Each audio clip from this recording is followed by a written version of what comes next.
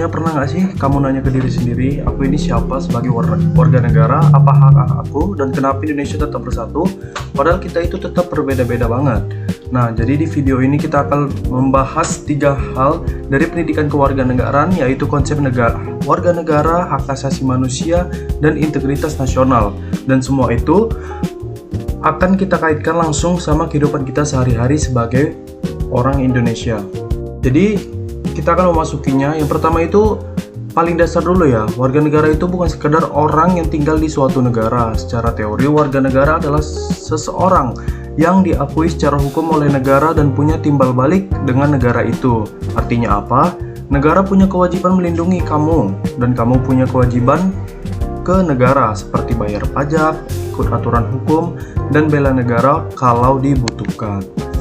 Dan apa itu hak asasi manusia? Hak asasi manusia adalah hak yang melekat pada setiap manusia sejak lahir, bukan pemberian negara dan nggak bisa dicabut oleh siapapun. Secara historis, konsep HAM modern berkembang pesat setelah Perang Dunia Kedua saat PBB mengeluarkan Deklarasi Universal Hak Asasi Manusia pada tahun 1948. Nah, isinya sangat penting. Setiap manusia dimanapun di dunia punya hak yang sama.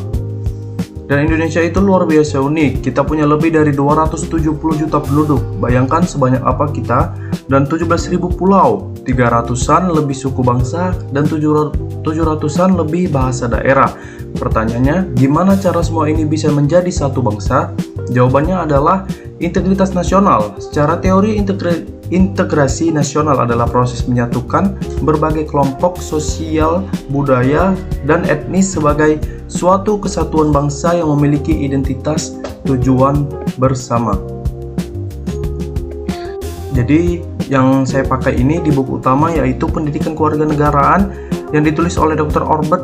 Obert Sinaga dan Apik Gandama 2025, Medan. Buku pembandingnya adalah Pendidikan Kewarganegaraan untuk PT Paristi Yanti Nurwardi 2016, Jakarta. Jadi di sini di buku utama saya memiliki kelebihan seperti cakupan materi luas dan komprehensif, bahasa yang formal dan akademis, struktur penulisan sistematis, fondasi lebih banyak dari referensi. Buku utama memiliki kekurangan terlalu banyak topik, kurang fokus, minim contoh kehidupan nyata, tidak interaktif untuk mahasiswa, visual kurang variatif.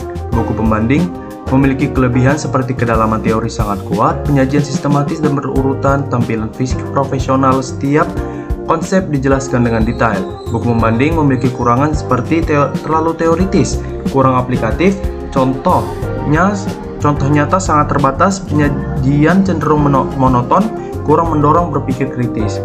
Jadi kesimpulannya adalah kedua buku saling melengkapi. Buku utama bagus untuk gambaran luas, buku pembanding bagus untuk kedalaman teori.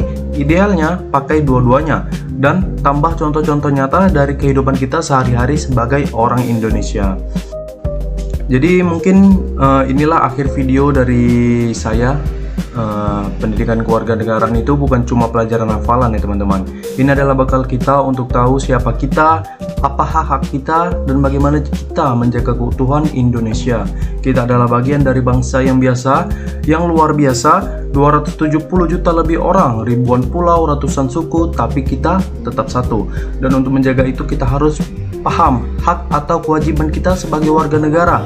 Kalau video ini bermanfaat, jangan lupa like dan share ya, dan tulis di komentar. Menurut kamu tantangan terbesar integrasi nasional Indonesia dari hari ini apa?